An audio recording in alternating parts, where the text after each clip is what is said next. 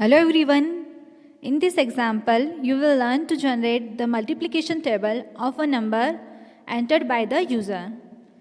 इस एग्जाम्पल के अंदर हम किसी भी नंबर का मल्टीप्लिकेशन टेबल निकालेंगे और वो नंबर हम यूज़र से एंटर करवाएंगे. To understand this example, you should have the knowledge of the C programming operators in C for loop. अगर आपको ये प्रोग्राम राइट करना है तो आपको जितने सी के ऑपरेटर्स होते हैं इन फॉर लूप के बारे में नॉलेज होना चाहिए जिसे आप अपने प्रोग्राम के अंदर इजीली यूज़ कर सकें. This program takes an integer input from the user in generates the multiplication table up to 10.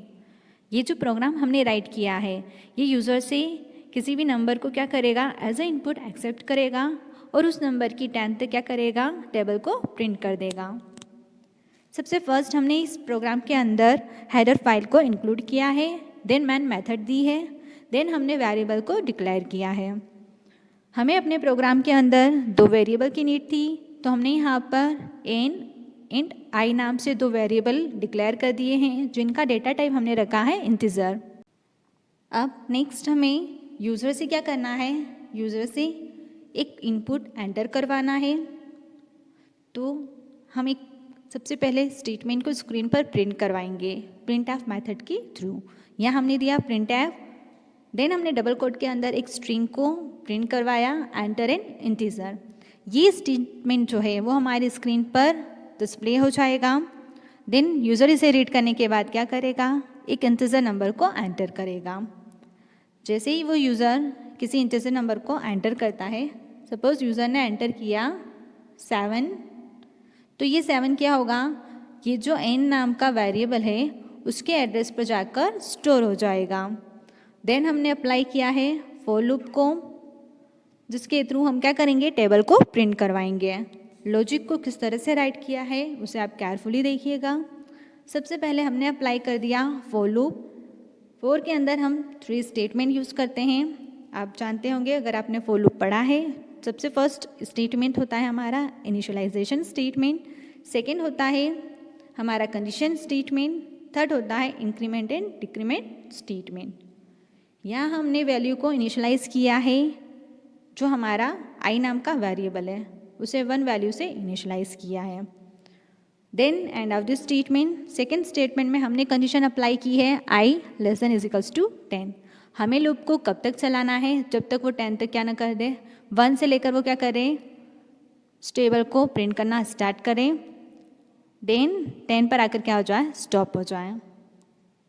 Then हमने इंक्रीमेंट ऑपरेटर का यूज़ किया है उस साइकिल को आगे बढ़ाने के लिए. अगर आप कंडीशन नहीं देते हैं तो इनफाइनाइट टाइम तक क्या होगा आपका लूप चलता ही रहेगा. और अगर आपने इंक्रीमेंट या डिक्रीमेंट ऑपरेटर का यूज़ नहीं किया है तो आपका लूप आगे नहीं बढ़ पाएगा. इसलिए हर एक स्टेटमेंट मैंडेटरी होता है. देन हमने फॉर लूप की बॉडी दी जिसके अंदर हमने प्रिंट करवाया प्रिंट एफ, ब्रैकेट को ओपन किया, डबल कोट के अंदर हमने 3 फॉर्मेट स्पेसिफायर को पास किया, %d मल्टीप्लाई बाय %d. इसका मतलब ये है कि यहाँ पर हम क्या करवा रहे हैं मल्टीप्लिकेशन का टास्क दे रहे हैं. देन इज इक्वल्स टू दिया %d. उसके बाद हमने वेरिएबल्स नेम दिए n, i, n multiply by i. इस तरह से हमने क्या कर दिया, जो वेरिएबल्स थे उसे हमने प्रिंटफ स्टेटमेंट के अंदर पास कर दिया. देन हमने दिया उस ब्रैकेट को क्लोज करने के लिए कर्ली ब्रैकेट का यूज़ किया रिटर्न स्टेटमेंट, ताकि हमारा प्रोग्राम यहाँ पर क्या हो जाए टर्मिनेट हो जाए. एक बार जब ये प्रोग्राम रन होगा तब आपको समझ आएगा कि किस तरह से स्क्रीन पर बिहेव करेगा. हमने एक स्टेटमेंट प्रिंट करवाया था एंटर एन इंटीजर नाम से. तो आपको ये जो आपका टर्मिनल है यहाँ पर आपको एक मैसेज नज़र आ रहा है एंटर एन इंटीजर. अब हमने एंटर किया 7. अब आप आउटपुट देखिएगा कि क्या आउटपुट आपकी स्क्रीन पर आता है. 7 देने के बाद एंटर कर दीजिए. जैसे ही आपने एंटर किया देखिए यहाँ पर 7 की जो टेबल थी वो प्रिंट हो गई. 7 इंटू 1 से आपकी टेबल प्रिंट होना स्टार्ट हुई, 7 इंटू 10 तक आपकी टेबल चली, क्योंकि हमने 10 पर क्या अप्लाई की थी, कंडीशन अप्लाई की थी। इस तरह से पूरी जो है हमारी 7 की टेबल क्या हो गई, प्रिंट हो गई और हमें आउटपुट जनरेट हो गया। आप जिस भी नंबर का चाहते हैं उस नंबर की टेबल को आप स्क्रीन पर प्रिंट करवा सकते हैं। तो यहाँ पर हमने सिर्फ एक बार क्या किया, लॉजिक को राइट किया। उसके बाद आप जिस भी नंबर की टेबल को चाहते हैं उस नंबर की टेबल को प्रिंट करवा सकते हैं। तो कितना इजीली इसने किसी भी नंबर की टेबल को प्रिंट कर दिया। इसे आप घर पर प्रैक्टिस करके देखिएगा। आई होप ये लेक्चर आपके लिए यूज़फुल रहा होगा। Thank you so much.